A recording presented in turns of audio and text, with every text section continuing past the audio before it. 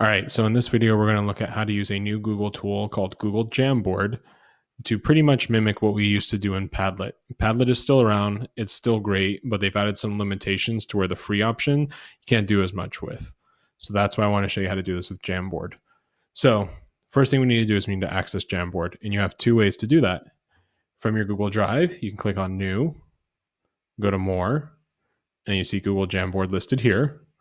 Or if you go to jamboard.google.com, that'll take you there as well.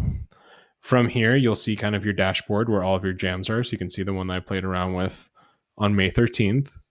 To create a new one, we're going to click on the plus sign down here where it says New Jam. And that's going to open up the interactive whiteboard.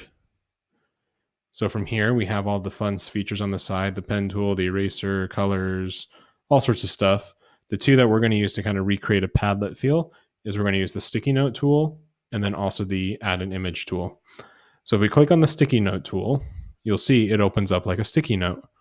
You could have students write their text here or whatever it is that you want them to add, their ideas, their link that they found, whatever you want to curate on this Jamboard. And then if you're going to use this with multiple groups, you could assign each group a different color. You could use the colors to separate ideas. So maybe this is, the geography of an area in history. This is the religion of an area in history, the economics, whatever you want to do. You're going to head and click Save. And that's going to put the sticky note onto your Jamboard. Now, if you choose the Select tool over here, you can move this around. So you can rearrange it if you need to organize ideas. You can make it bigger, smaller. You can even duplicate it here or edit it if the kid made a mistake. And so it's awesome.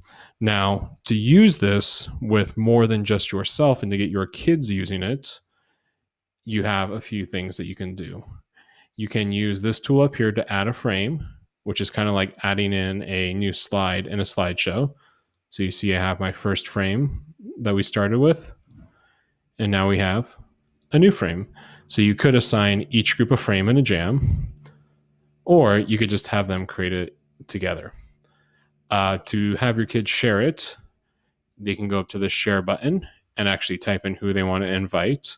Or if you're doing this in class and you don't want to type in everyone's name, if you click on the three dots, there's this thing down here called Jam Code. We're going to go ahead and turn that on, and it's going to assign me a random code here. So this is what I would need to display on the board. You'll see here that it's temporary, so it does expire. And with that code, when students go back here to the home, instead of clicking on the plus sign to make a new jam, they can click on the link up here. And if they enter that code, it will take them directly into your jam without you having to share. So think of that kind of as your quick way to get students in there without having to click on the share button and type in all of their names or share that big long link with them. So that's it. Real quick way, easy tool, pretty fun. If you have any questions, please let me know.